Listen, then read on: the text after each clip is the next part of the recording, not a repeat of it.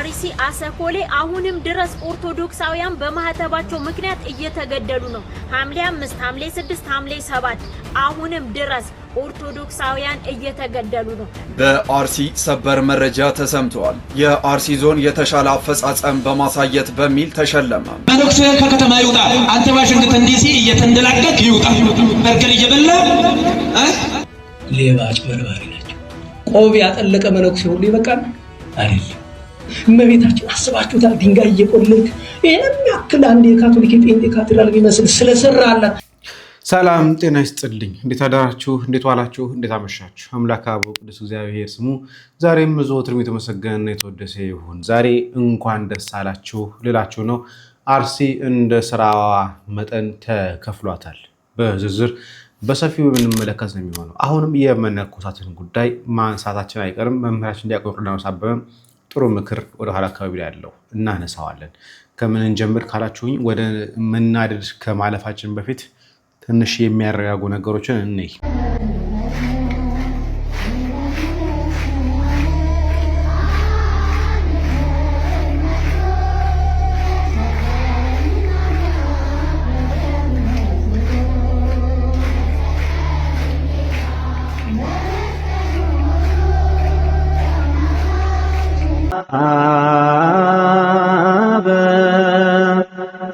እኛ አቡነ ይስሐቅ ናቸው።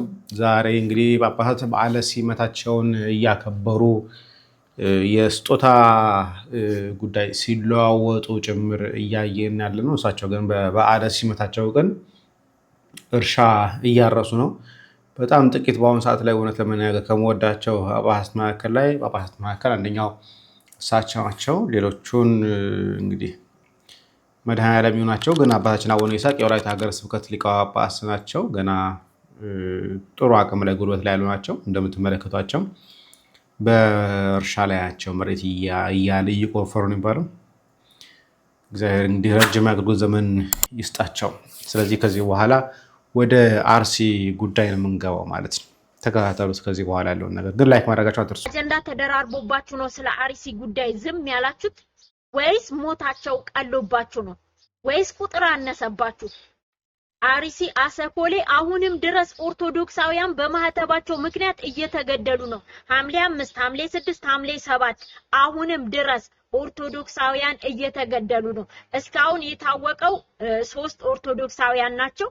ሌላው ግን ኦርቶዶክሳውያን ከቤታቸው ወጥተው ዱር እያደሩ የጥይት ናዳ እየወረደባቸው በታጠቁ ኃይሎች በወሃቢያ ሙስሊሞች ከመንግስት ጋር በመተባበር ተፈተው የተለቀቁት እነዛ የወሃቢያ ሙስሊሞች የሸኔ ታጣቂዎች ሚል ስም የተሰጣቸው ኦርቶዶክሳውያንን ቁም ስቅላቸውን እያሳዩአቸው አሁንም ድረስ ተኩስ እንደተከፈተባቸው ነው ያሉት። አሁንም ቤታቸው እንደተቃጠለ፣ አሁንም ብዙ ኦርቶዶክሳውያን ተሰደው ነው ያሉት። አሁንም በመሰደድ ላይ ነው ያሉት። ተሰደው ለመውጣት እንኳን ያልቻሉትን እዛው በያሉበት እየተገደሉ ነው ያሉት። ሞታቸው አንሶብን ነው? ቁጥር ቀሎብን ነው? ነውስ ተለማመድ ነው ሞታችንን? ቤተ ክህነቱ ዝም ጭጭ፣ ማንም ምንም አይናገርም። ማህበረ ቅዱሳን ብቻ ነው ስለዚህ ነገር ትንሽም የጻፈው። ሌሎቻችሁ ስለምን ዝም አላችሁ? ሞታቸው ቀለለብን፣ በቃ የሳምንት አጀንዳ ነው። ስለ አርሲ ኦርቶዶክሳውያን ዝም አንልም። ይሄ ዝምታችን ግን ዋጋ ያስከፍለናል። በአርሲ ዋጋ ያስከፍለናል እያለች ነው እህታችን ትህትና። ዋጋውማ እየከፈልነው ነው። ከዚህ በላይም እኮ ጭምር እያየን ያለ ነው። አርሲ ላይ እንኳን ደስ ያላችሁ የሚሉ መልእክቶችም እያየን ያለ ነው። የተሻለ የስራ አፈጻጸም በማሳየት አርሲ ተሸልማለች ብሏል ወንድማችን ፍራኦል። ላሳያችሁ። በአርሲ ሰበር መረጃ ተሰምቷል። የአርሲ ዞን የተሻለ አፈጻጸም በማሳየት በሚል ተሸለመ። የኦሮሚያ ብሔራዊ ክልላዊ መንግስት ባዘጋጀው የ2018 አምስተኛ ዙር የፕሬዝዳንትነት ሽልማት የአርሲ ዞን አስተዳደር ካሉት የኦሮሚያ ዞኖች ከፍተኛ የሥራ አፈጻጸም በማስመዝገብ ሁለተኛ ደረጃን በመያዝ ተሸልመዋል። ሽልማቱንም ከኦሮሚያው ፕሬዝዳንት ሽመልስ አብዲሳ እጅም ተቀብለዋል። እናመሰግናለን ወንድማችን ፍራኦል። በእውነት ቼክ አድርጉት። እናት ሚዲያ ወይ ደግሞ ፍራኦል በልና ቼክ አድርጉት። ቲክቶክ ላይ ጥሩ አድርጎ ዜና ያቀርባል። እግዚአብሔር ይስጥልን ይሄን መረጃ ስላጋራህ። ምን እያለን ነው ወንድማችን ዜናው ላይ? አርሲ በጥሩ ስራ አፈጻጸም ባሳየችው ጥሩ የስራ ሂደት አቶ ኢብራሂም ከድር ከኦቦ ሽመልስ አብዲሳ ሁለተኛ በመውጣታቸው ምክንያት ሽልማት ተበረከተላቸው። የአርሲ ዜናዎች ይህን ዓመት ምን ይመስሉ ነበር የሚለውን ነገር ስንመለከት በየወራቱ የግድያ፣ የንጹሃን ሞት፣ የንጹሃን መፈናቀል፣ የአብያተ ክርስቲያናት መቃጠል፣ የሰዎች ቤት መቃጠል፣ የሰዎች ሀብት ንብረት መቃጠል፣ የሰዎች ማሳ መቃጠል፣ ንብረት መዘረፍ፣ የከብቶች መነዳት መረጃው የምናገኘው ወይ ደግሞ ስንሰማ የነበረው ይሄ ነበር። ጠቅለል ብሎ አሁን እንግዲህ እንዳያችሁት የፕሬዝዳንቶች መሸላለሚያ ሰዓት ላይ አርሲ በአጠቃላይ የስራ ሂደቷን ጉዳይ ጥሩ አድርጋ ስለፈጸመች ወይ ደግሞ የሚጠበቅባትን ስራ ስለሰራች ሁለተኛ ወጣች። አንደኛ ማን እንደወጣ ባቅ ደስ ይለኝ ነበር። እውነት ለምን ከአርሲ በላይ ማን እየጨፈጨፈ እንደሆነ ብናቅና ብሰማ ደስ ይለኝ ነበር። ግን ዜናውን ፈልጌ ያጣሁት የተለያዩ ሚዲያዎች ናቸው ይህን የማውቃቸው ሚዲያዎች ዘገቡት እንጂ ዲቴል የሆነው መረጃ ማን አንደኛ እንደወጣ የሚናገር አጣሁኝ። እና አርሲ የተሰጣት ተልእኮ ኦርቶዶክሳውያንን ማጽዳት ነበር። በተለይ ምስራቅ አርሲ ላይ ኦርቶዶክሳውያንን ማጽዳት፣ አብያተ ክርስቲያናትን ማቃጠል፣ ምዕመኑን ማፈናቀል፣ መድረሻ ማሳጣት፣ ምዕመኑ በጫካ እንዲያደር ለራሱ ለህይወቱ እንዲሰጋ ማድረግ ነበር። አድርገዋለች። ግን እንደሚጠበቅባት ባለማድረጓ ምክንያት ሁለተኛ ወጣለች። ስለዚህ ለአርሲ እንኳን ደስ አላችሁ ኮንግራ በሉልኝ ኮሜንት ላይ ሁላችሁም ሳታፍሩ ሳታዝኑ ኮሜንት ላይ ኮንግራ በሉልኝ። ምክንያቱም ከቤተ ክህነት አንጠብቅም። ኦብቪየስ በነገራችን ላይ አንጠብቅም። ከቤተ ክህነት እንጠብቃለን? አይ ዶንት ቲንክ ከአባቶች እንጠብቃለን ከዚህ በኋላ? አይ ዶንት ቲንክ አይመስለኝም። ሊመስለኝም አይችልም።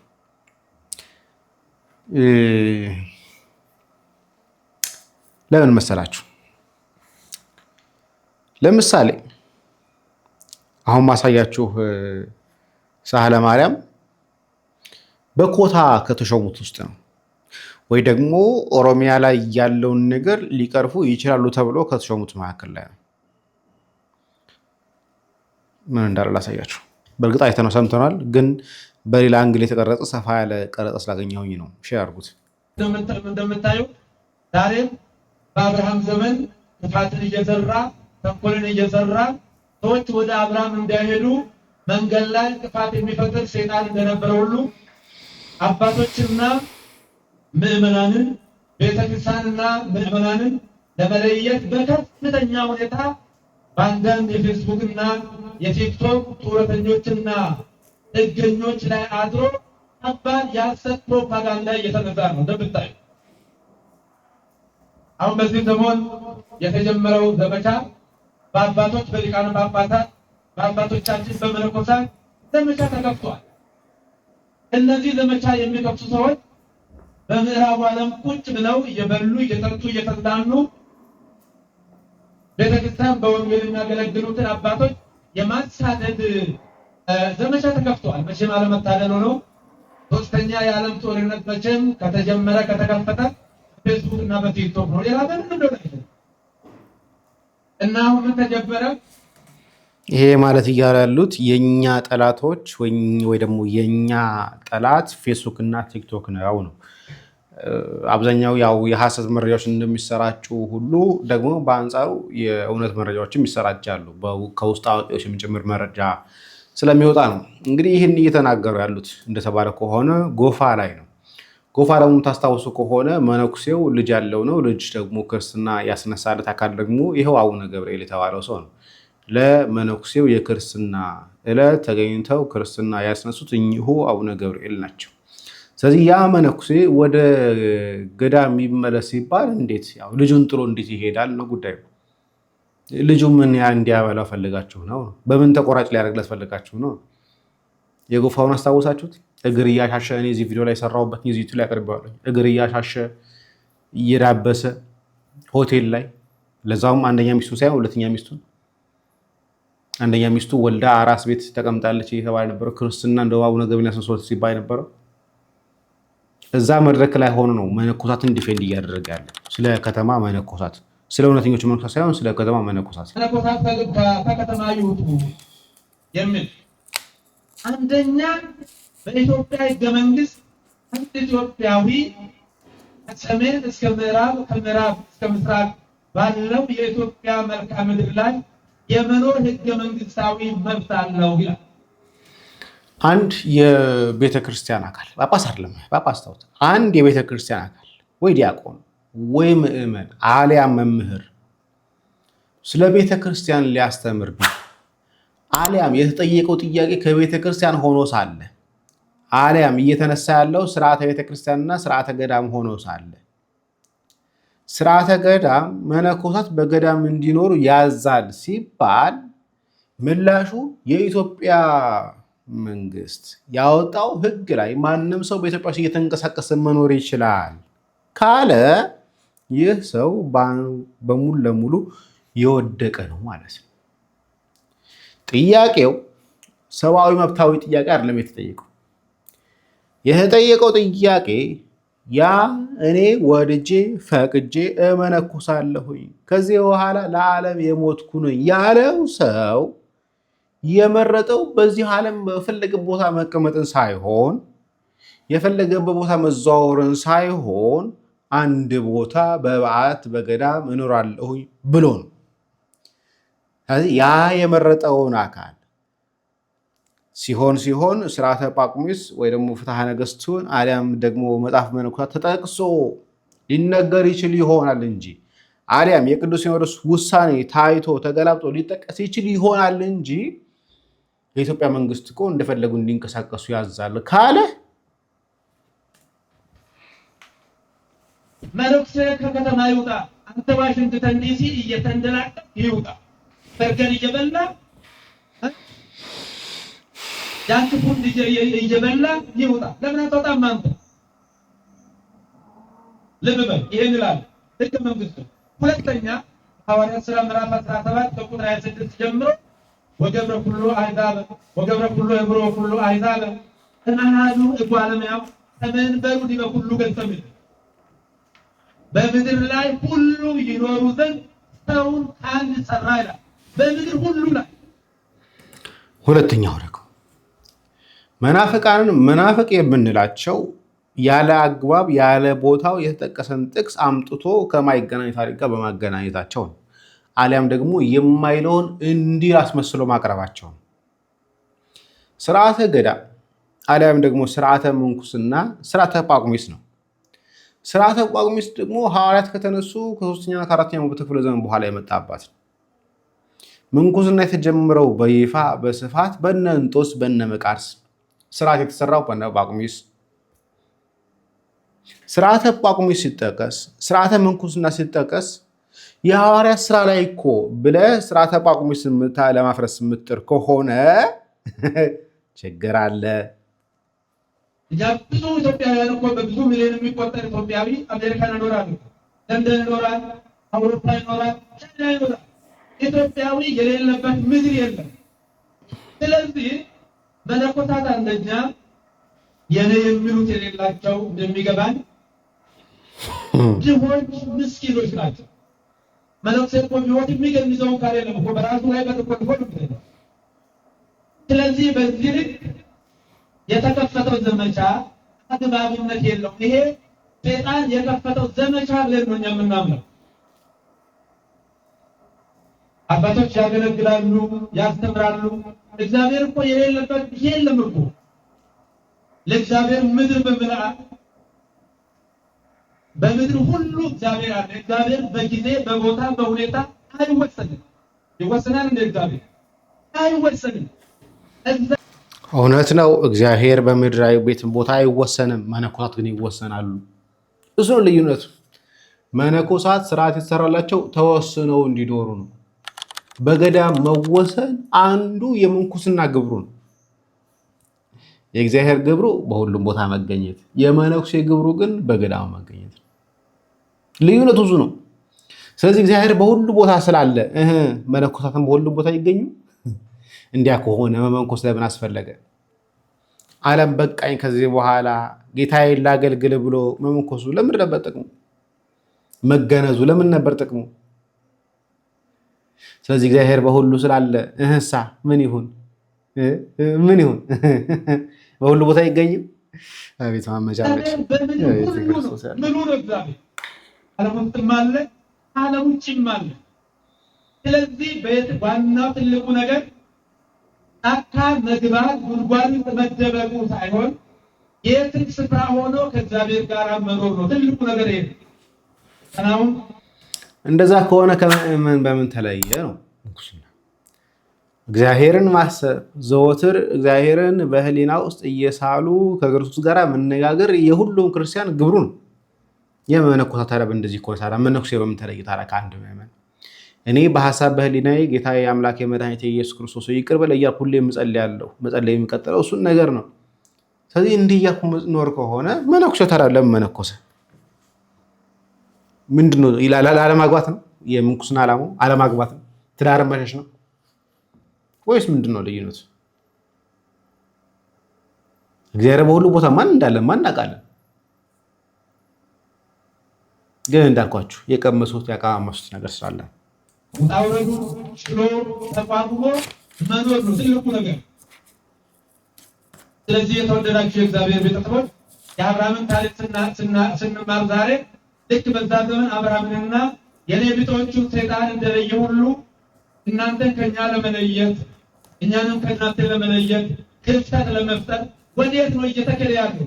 በሌላ አነጋገር ይሄ ተረቀቀ ዘዴ የተቀናበረ ስሩ ቢቆፈር እስካሁን ድረስ በነገራችን ስለ ጳጳሳት አላነሳ። ጳጳሳት ገዳም ይግቡ የሚል አይደለም ሐሳቡ። መነኮሳት ገዳም ይግቡ ነው። ብዙ ስላልኩኝ ወንድማችን ዲያቆን ሲራክ ሐሳብ ይስጥ። መነኩሴ ከከተማ ይውጣ። አንተ ዋሽንግተን ዲሲ እየተንደላቀቅ ይውጣ። በርገር እየበላ ጃንክፉን እየበላ ይውጣ። ለምን አጣጣም አንተ? እኔ ከመናፍቃን ከአሕዛብ በላይ ከሰይጣንም በላይ የሚያሰሩ መነኮሳት። ምክንያቱም መነኮሳት ማጥሩ ቦታቸው ገረገራን ዋልድ ይባላል። ከሌዝ ነው መኖር ያለበት ከሌዝ ነው እያል ጊዜያችንን በመናቆር የምንወስደው ከሆነ አይሆንም። ይሄ ነው ከባዱ። የትም ፍጪው ዱቄቱን አንጪው ነው። እግዚአብሔር የት ትኖራለህ አይልም፣ ምን ትሰራለህ ነው የሚለው። በዚህ ልክ መነኮሳት ስርዓትን ለመጣስና ስርዓትም ስለጣስን ደግ አደረግን ብሎ በዚህ ልክ በዚህ ርቀት ሄደው በዚህ መልኩ ሲያስተምሩ ስመለከት በጣም አዝናለሁ። እነዚህ መነኮሳት ሲመነኮሱ መጽሐፍ መነኮሳትን አልተማሩም፣ ስርዓተ ቤተክርስቲያንን አልተማሩም። ምንም የሚያውቁት ነገር ሳይኖራቸው ለገንዘብና ለገንዘብ ብቻ ብለው ሆዳቸው አምላካቸው ሆኖባቸው በስመ ምንኩስና ሊነግዱ የመነኮሱ መነኮሳት ናቸው እንዲህ አይነት ቃል የሚናገሩት እንጂ ትክክለኞቹ መነኮሳት የት እንዳሉና ምን እንደሚሰሩ ምን እንደሚያደርጉ ገዳም ሄዳችሁ መመልከት ትችላላችሁ። እዛም ባሻገር መጽሐፍ መነኮሳት ላይ ሕግና ስርዓቱ የት መኖር እንዳለባቸው፣ ምን መብላት፣ ምን መጠጣት፣ ምን መስራት እንዳለባቸው ጭምር ደግሞ በአባቶቻችን ቅዱሳን ታሪክ በአባ አልጦንስ፣ በአባ መቃርስ፣ በአባ ጳኩሚስ እንዲሁም በተለያዩ በአባ ሲኖዳ እንዲሁም ደግሞ በአባ ጳውሊ ታሪክ በቅዱሳን አባቶቻችን ታሪክ መነኮሳት የት መስራት የት መኖር እንዳለባቸው በአግባቡ ጠንቅቀን ተምረናል። መኖር ያቃታቸው እነሱ ናቸው። ስለዚህ ከከተማ ላለመውጣት ክፉ ሰው ለክፋቱ ቃል እግዚአብሔርን ይጠቅሳል፣ መጽሐፍ ቅዱስን ይጠቅሳል እንደሚባለው ለዚህ ክፋታቸው ለዚህ ስህተታቸው ስህተት አይደለንም ለማለት በዚህ ልክ ሲጓዙ ስንመለከት በጣም እናዝንባቸዋለን። ለዚህች ቤተክርስቲያን በዚህን ሰዓት ችግርና ፈተና የሆናችሁባት ለቤተክርስቲያን እናንተ ራሳችሁ ናችሁ። ከባድ ፈተና አለብን። ስለዛ ፈተና ማውራት ሲጠበቅብን አሁን ስለ መነኮሳት ከተማ መኖር አለመኖር አናውራ ብላችሁ ትናገራላችሁ። ከእናንተ በላይ ፈተና የሆነባት ቤተክርስቲያን ላይ ማን አለ? ስለዚህ የጉዳይ ቀላል ጉዳይ አይደለም። በደንብ ኮፒ ሊንክ፣ ሼር፣ ፖስት እያደረጋችሁ እኚህ መመራችን ደግሞ የሚሉትን ነገር ሰምተን ደግሞ እንመለሳለን። ወደ መመራችን እንለፍ። ግልጽ እንናገር በተባለ የዚህ ዘመን ትልቁ በሽታ መነኮሳት በቤተክርስቲያን መዋቅር ውስጥ ተሰግስገዋል። እኔ ከመናፍቃን ከአሕዛብ በላይ ከሰይጣንም በላይ የሚያሰሩ መነኮሳት። ምክንያቱም መነኮሳት መዋቅሩ ቦታቸው አይደለም። አንድ መዋቅር ባሳይ በጣም የተሻለ ይመስለኛል። ማለት ቤተክርስቲያናችን እንዴት እንደጠፋች ማሳየት ያስፈልጋል። አጋንንት ምንኩስናውን አባብሽት ጳጳሳት የሚሾሙ ከመነኮሳት ብቻ። ስለዚህ የሚሾመው የተበላሸው መነኩሴ ጳጳስ ነው ማለት ምን ተበላሸ? ምንኩስና ተበላሸ። ካህኑን የሚሾመው ካህኑን ወደታች የሚሰራው ክህነቱን ጳጳሱን ቅድስናው ሲበላሽ ምን ተበላሸ? ቅስናው ክህነቱ ተከታች ክህነቱን አይደለም ህይወቱ ነው። ቅድም እያልኩ ያለው ስለ ህይወቱ ነው። የመንኩስናው ሲበላሽ የጵጵስና ህይወት ተበላሽ።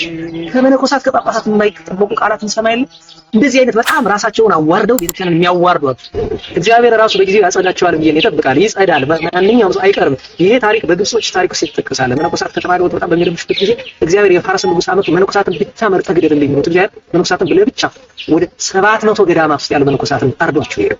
እኔ ታርዱ እያልኩ አይደለም። ብዙዎች መነኮሳትን ትጠላለህ ይሉኛል። እኔ አልጠላም። እኔ ሳይሆን ራሳቸውን እንደሚጠሉ ነፍሳቸውን እንደሚጠሉ ከተማ ምን ይሰራል? ውስኪ ምን ያደርግልህ? የኢንሻን መዋቅር ውስጥ የተሰገሰገ ሰው መነኩሴ የሆነ ውስኪ እየጠጣ ጥሬ ስጋ እየቆረጠ ይችላል። መዋቅር ውስጥ ወደ አብሶ ካለ ማለትም ከእግዚአብሔር ይልቅ ሆዱን የሚያስከትል ለክርስቶስ የሚያመልኩ ብለው ጳውሎስ ተናገረች። ሆዳቸው አምላካቸው ያለ ሰው መዋቅር ውስጥ ካለ መነኩሴ ሆኖ መነኩስናን የሚያሳፍር ሰው መዋቅር ውስጥ ካለ ሙስና የሚቀበል በገንዘብ የሚገዛ ሰው ካለ ምንፍቅና ያለበት ሰው ካለ እንዴት ነው ምዕመናንን እንዴት አድርገን ማስተካከል ነው? እንዴት ነው ምዕመናንን ወደ ሰማያዊ ማዕረግ ማድረስ? በጣም አስቸጋሪ ስለሆነ ለቤተክርስቲያን መዋቅር በተቻለ መጠን ሌሎችም ችግሮች አሉ፣ ግን እንደው ቀድሞ ይሄ ነገር ቢታሰብበት። ለመምህራችን ቃለ ሕይወት ያሰማልን፣ ተስፋ የምናደርጋት መንግስተ ሰማያትን ያወርስልን። ስለዚህ በዚህን ጊዜ ከመነኮሳትና ከቤተክርስቲያን አገልጋይ በላይ ለቤተክርስቲያን ፈተና የሆነባት ምንም ነገር ማንም የለም። ስለዚህ እኛ አገልጋዮች ስርዓት ብንይዝ ቤተክርስቲያን ሰላም ታገኛለች፣ ምዕመናንም ደግሞ በስርዓቱ ታገዝቶ ይኖሩ ነበር። ስለዚህ ለቤተክርስቲያን ፈተና ከመሆን ራሳችሁን ብትታደጉና ወደ ነበራችሁበት ዓላማዬ ብላችሁ ወደ ገባችሁበት ወደ ገዳም ተመልሳችሁ እናንተም በስርዓታችሁ ምዕመናንም በህግ በስርዓታቸው ካህናትም ዲያቆናትም ነው ቤተክርስቲያንም በህግ በስርዓታቸው እንዲያገለግሉና እንዲገለገሉ ይሆናል ማለት ነው። ስለዚህ ስርዓት እየጣሳችሁ መዋቅር እየጣሳችሁ እንደፈለጋችሁ እየኖራችሁ የፈለጋችሁትን እየበላችሁ የፈለጋችሁትን እየረገጣችሁ የፈለጋችሁትን እየለበሳችሁ የፈለጋችሁትን እየነዳችሁ መነኩሴ ነኝ ማለት በፍጹም ተገቢ አይደለም። ይሄ ራስን መዋሸት ምዕመኑን ማታለልና እግዚአብሔር ላይ መዘበት ነው የሚሆንባችሁ። ስለዚህ ፈሊጥ አያስፈልግም፣ መላ አያስፈልግም፣ ምንም ምክንያት አያስፈልግም። ይሄ ሁሉ እናንተን ከጥፋተኝነት አያድናችሁም። ስለዚህ ስርዓት ብትይዙና እንደዚህ አይነት ትምህርትም ደግሞ ማስተማር ብታቆሙ መልካም ነው ለማለት ነው። ኮፒ ሊንክ፣ ሼር፣ ፖስት እያደረጋችሁ አድርሱላቸው። መቼም ቲክቶክ ይጠቀማሉ። በየቲክቶክ አካውንት ከፍተው ተኮልኩሎ ስላሉ ይደርሳቸዋል ብዬ ተስፋ አደርጋለሁ። ይቆያል። እናመሰግናለን ወንድማችን ዲያቆን ሲራክን። የመምህር ዮርዳኖስን እንቀጥላለን። በነገራችን ላይ ቤተክርስቲያን አሁን የመከራ በተለይ አሁን ባለንበት በ21ኛው ክፍለ ዘመን የመከራ ጅማሩ ላይ ያለች ነው የሚመስል። ቤተክርስቲያን የመከራ ጅማሩ ላይ ነች። ከውጭው ከሚመጣው ይልቅ በውስጥ ያሉት አካላት ቤተክርስቲያን ያፈርሱታል። በውስጥ ያሉ አካላት ቤተክርስቲያን ያፈርሷታል። ከውጭ ያለው ለመከላከል ይቀላል። ውስጥ ያለው አብሮ ቢሰራ በህብረት አብረን መቆም ብንችል የውስጥ የውጭኛውን እንቃቋሙ ነበር። ነገር ግን ውጭ ካለው ይልቅ ውስጥ ያለው አፍራሽ ከባድ። ሌባ አጭበርባሪ ናቸው። ቆብ ያጠለቀ መነኩሴ ሁሉ ይበቃል አይደለም። እመቤታችን አስባችሁታል? ድንጋይ እየቆለልክ ይሄን ያክል አንድ የካቶሊክ የጴንጤ ካቴድራል የሚመስል ስለሰራላት እመቤታችን የምትደሰት የሚመስለው እንዴት አይነት ስንት እንስሳ ነው ያለን እባካችሁ። በሰው የሚያስበው ምንድነው? እና ቤተክርስቲያኑ ተጀምሮ ይቅር ይላል። ይቅር ምን ይጎዳል? እውነቱን እንነጋገር። እንዴት ዋላችሁ? ምን ይጎዳል? ተጀምሮ ቢቀር ምንም አይጎዳል። ከዚያው መቃረቢያው እዚህ በኋላ 1000 ዓመት ቢቀደስበት ምን ይጎዳል? ምንም ይጎዳው ነገር የለውም እኮ። ይሄ ተጀምሮ የቀሩ እነዚህ ብዙ ገንዘብ የሚፈልጉ ቤተክርስቲያኖች እንደዛው መቅረት ይችላሉ እኮ። በቃ ቆሞ መቅረት ይችላሉ። እቺን ቅንጣት ታክል እግዚአብሔርን አያሳዝኑ። ይሄንን እንዴት እንደማቅለ ነገራችሁ አልችልም። ይኸውላችሁ ማወቅ ከፈለጋችሁ ደግሞ እግዚአብሔርን አልቅሳችሁ እስኪ ለምኑ። ፈቃድህ ምንድነው? እስቲ ድገሙት። ፈቃድህ ምንድነው? የተለያየ ያንን የሚሰሩ ሰዎች እስኪ አንዲት ቀን እንደው እንባቸውን ጠብ አድርገው ጌታዬ ፈቃድህ ምንድነው? ይሄንን ህንጻ መስራት ነው ቢሉት 100% ነው የሚላቸው። አይደለም ነው የሚላቸው። ባይሆን በዚህ ዘመን ሁሉ ሰው የራሱ አባት የሚለው በቃው ባይ አለ። ችግሩ እሱ ነው አይደል? ባለፈው ነገርኳችሁ። አንዱ መጣና እባክህ ቤተክርስቲያኑን መስሪያ 500,000 ብር ስጠና አለ። የለኝም። በአገልግሎት መቼስ በግሌ ሳይጠይቀው በአገልግሎት ማለት ነው የለንም አልኩት። በወሬ የሚገርምህ ነገር አለና ረስቶት ማለት ነው። አንድ የበቁ መተው አባት ስንጀምረው እኔ ነቅፌያቸው ነበረ። ተው ፈቃድ እግዚአብሔር አይደለም ተው ብያቸው ነበር። ያለ ማጣፋት አንድ የበቁ አባት መጥቶ ይሄው እመቤታችን እንዲህ ብላችኋለች 74 ሳንቲም ሳትለምኑ ቤተክርስቲያን ተሰርቶ ያልቃል ብለውና ብለዋል። እንዲሁ በሞት እንዲህ ለውን ተው አሁን 5 ደቂቃ ፊት መጥተህ ምን ስትለኝ ነበር? 500,000 ብር እየለመንከኝ እኮ ነው ነበር። አሁን እንዲህ ይሄን ብለው የተናገሩት የበቁ አባት ናቸው? ሌባ አጭበርባሪ ናቸው። ቆብ ያጠለቀ መነኩሴ ሁሉ ይበቃል? ብቃት የመጀመሪያ የሚፈልገው ነገር መንፈሳዊነት ነው። መንፈሳዊነት ደግሞ ወንጌል ላይ ነው ያለ። ወንጌል ላይ ህንፃ ስራ የሚል አንድ ቃል ካመጣን ይልቀጣል። ድሃ እየተራበ ክርስቲያኖች ተቸግረው እርባቸው ጥምቷቸው ሃይማኖታቸውን እየካዱ ሴቶች ሰውነታቸውን ለወንድ እየሸጡ ዛሬ አረብን ያጥለቀለቀው ወንድምና እህታችን ደልቶት ይመስላል። እዛ ይሄድ እርባቸው ቸግሯቸው ቤተሰባቸው ተቸግሮ ነው እኮ ሜዲተራኒያን ስለበላቸው በሺ ስለሚቆጠሩ ሰዎች እንነጋገር። ቀይ ባህር ላይ ሰጥሞ ስለቀሩት እንነጋገር። ህንድ ውቅያኖስ ውስጥ ሰጥሞ ስለቀሩት እነዚህ ነው ደልቷቸው ይመስላል። ሰዎች በረሃብ ምክንያት በችግር ምክንያት እየተሰደዱ ህንፃ ስራ የሚል እስኪ አንድ ቃል አይደለም የበቃል እኮ ብቃቱን ተው። እንዲያው ክርስትናውን የምናቆየው ህሊና ያለው ሰው ይገኛል አለ። ፈረንጅ እንኳን ህሊና ሲገዛ ያለውን ሀብት ንብረት ሽጦ ለእርዳታ ድርጅት ይሰጣል እንኳን ይሰጥልኛል ብሎ ፈረንጅ እንኳን ማለት አይቶት በቃ የደስታ ምንጭ እንደማይሆን ሲያውቁ እንደዛ ያደርጋል። ፈረንጅ እምነት የለሽ ነው ማለት። ዛሬ መንገድ ላይ ተቀምጦ የሚለምን ስንት ሙስሊም ታውቃላችሁ? ስንት ፕሮቴስታንት ታውቃላችሁ? ተቀምጦ የሚለምነው ለማይ በሙሉ ኦርቶዶክስ አይደለም። ሰውነታቸውን የሚሸጡ እህቶቻችን በሙሉ ኦርቶዶክስ አይደለም። ማጅራት መች በሙሉ ኦርቶዶክስ አይደለም። ከሚሰደደው አብዛኛው አረብ ዓለም ማተሙን በጥሶ ሰሎሞን የነበረው መሐመድ ተብሎ ማተሙን በጥሶ አረብ ሀገር የሚሄደው ኦርቶዶክስ ነው። ለምን ይመስላል? ደልቶት ይመስላል። ሰው ደልቶት ማተም የሚበጥስ ይመስላል። እንኳን ሌላ ይቅርና ማጅራት እኔ ማጅራት መመታትን ማላቅ ሰው አይደለም። ደርሶብኝ ያውቃል። ተደብድቤ ያውቃል። ለጊዜው ያበሳጫል። ወላችሁ አድራችሁ ስታስቡት ግን ይሄ ሰው ደልቶት ይመስላል። ቸግሮት ነው። ገንዘብ ስለሚፈልግ ነው አይደለም ይመጣኝ። ለምን እፈርድበታለሁ? እና የእመቤታችንን ስደት ማሰብ አይደለም ትንሽ የክርስትና ጠብታ ያለው ሰው እንዲህ ያለ ግን ለሁሉም የፍርድ ሰዓት እየመጣ ስለሆነ ለሁሉም እጁን የሥራውን ይሰጠዋል መስሎሃል። እናመሰግናለን መምህራችን ዲያቆን ዮርዳኖስ አበበን። እግዚአብሔር አምላካችን ረጅም ዕድሜ ከጤና ጋር ይስጥልን። ብዙ ጊዜ ብዙ ነገር ተናግረዋል። ብዙ ሀሳቦች ተነስቷል። የሚሰማ የሚፈጽም